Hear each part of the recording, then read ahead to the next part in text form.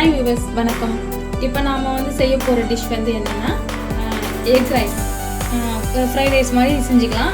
Fried ரைஸ்ன்னு சொல்லலாம், egg ரைஸ்ன்னு சொல்லலாம். அதுதான் இது.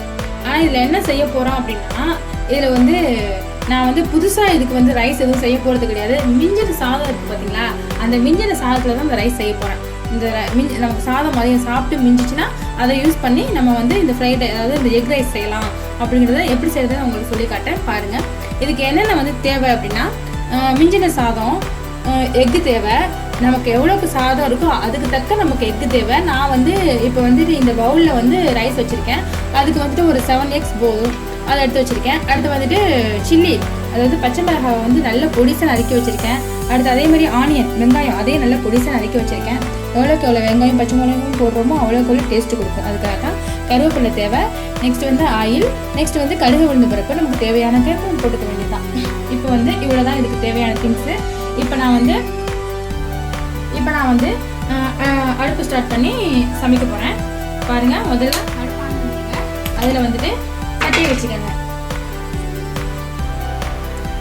இப்போ வானல் சட்டியை வச்சுட்டேன். இது நல்லா காஞ்சிருச்சு. நல்லா காஞ்சது. இப்போ வந்து நான் ஆயில் சேர்க்க போகிறேன்.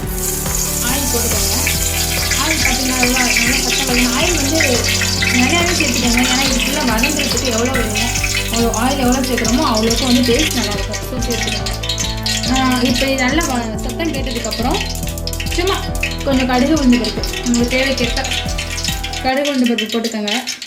போட்டுட்டு அடுத்து வச்சுருக்க கருவேப்பிலையை அப்படியே போட்டுக்கோங்க.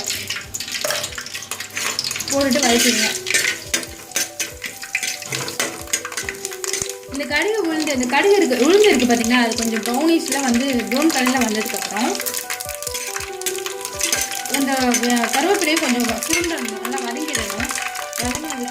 வதங்கினதுக்கப்புறம் இந்த பச்சை மிளகாய் சேர்த்துக்கோங்க. நம்ம வதக்கி எடுத்து பார்த்தீங்கன்னா அதை அப்படியே போட்டுட்டு அதையும் நல்லா இது பண்ணிக்கணும். போட்டு பச்சை மிளகாய் போட்டு அதே நல்லா வதக்கிக்கணும். அதுவும் கொஞ்சம் வதங்கினதுக்கப்புறம் இப்போ நம்ம வந்து வெங்காயம் நறுக்கி வச்சுருக்கோம் பார்த்தீங்களா, அதையும் வந்து சேர்த்துக்கணும். அப்படியே போட்டுருங்க. வெங்காயத்தையும் சேர்த்து இப்போ வந்து இந்த வெங்காயம் நல்லா ப்ரௌன் கலரில் ஆகணும். அவ்வளோவுக்கு நல்லா வதக்கிக்கணும். இந்த ப்ரௌன் கலரில் நல்லா வதங்கணும். அவ்வளோவுக்கு நல்லபடியே வெங்காயத்தை வதக்கிக்கணும். நல்லா சுருள வதக்கிக்கணும். இது நல்லா வதங்கணும். இப்போ நான் இதோடய வந்துட்டு சால்ட் வந்து சேர்க்க போகிறேன். இதோடய சால்ட் சேர்க்க போகிறேன். ஓகேயா? உப்பு வந்து நம்ம வேணுங்கிற அளவு போட்டுக்கலாம். நம்ம எவ்வளோக்கு தக்கன நம்ம ரைஸ் எடுத்து வச்சுருக்கோமோ அவ்வளோக்கு தக்கன உப்பு போட்டுக்க வேண்டியது தான். இப்போ நான் வந்து 3 டேபிள் ஸ்பூன் போட்டிருக்கேன்.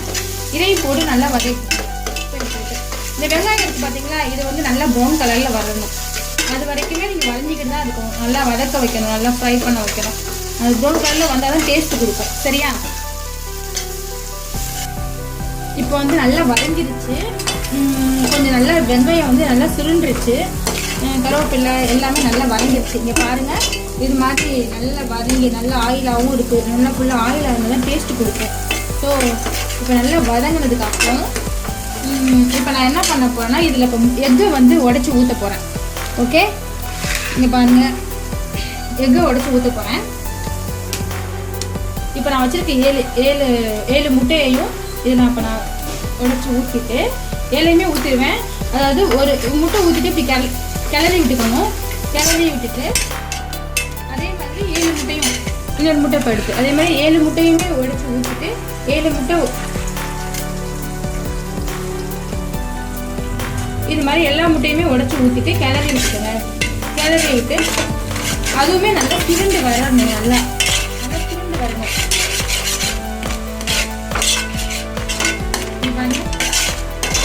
இப்படி எடுத்துருவேன். அடுத்த முட்டை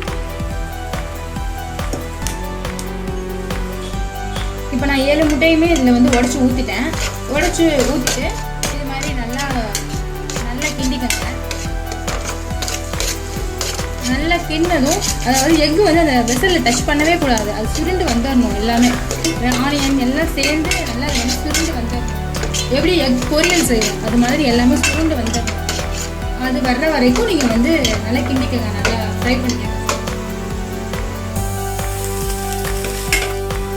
இப்போ பார்த்தீங்களா, இப்போ நல்லா வந்துச்சு பார்த்தீங்களா. நல்லா வந்துருச்சு பார்த்தீங்கன்னா. இப்போ எக் வந்து வெசலில் ஒட்டாமல் இப்போ எல்லாம் தனியாக ஒரே மாதிரி எல்லாம் வந்துருச்சு. இப்போ என்ன பண்ண போகிறேன்னா இப்போ வந்து இந்த ரைஸை வந்து நான் சேர்க்க போகிறேன் இதில். ஓகே, இங்கே பாருங்கள். இப்போ நம்ம ஏற்கனவே இந்த வடித்து வச்சுருக்க ரைஸை இப்போ இதில் சேர்க்க போகிறேன். இது வந்து கொஞ்சம் கொஞ்சமாக சேர்த்து கிளறிக்கணும். அப்போ தான் எல்லா இதுலேயும் படும். கொஞ்சம் கொஞ்சம் ரைஸாக இப்போ சேர்த்து கொஞ்சம் சேர்த்து அதோட வந்து கிளறிக்கணும். சரியா? அப்போ தான் வந்து எல்லா ரைஸ்லேயும் படும். எல்லா ரைஸ்லையும் செட் ஆனால் தான் எல்லாத்துலேயும் எக் வந்து இந்த எக் ஆனியன் அதெல்லாம் இதெல்லாம் மிங்கிள் ஆனால் தான் எல்லாமே நல்லா சுவையாக இருக்கும்.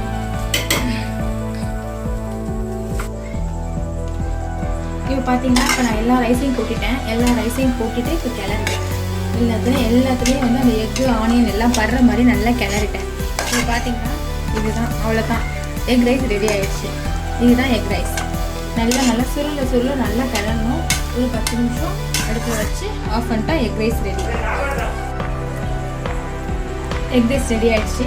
பாருங்கள், சுவையான எக் ரைஸ் நல்லாயிருக்கும், சாப்பிட ருசியாக இருக்கும்.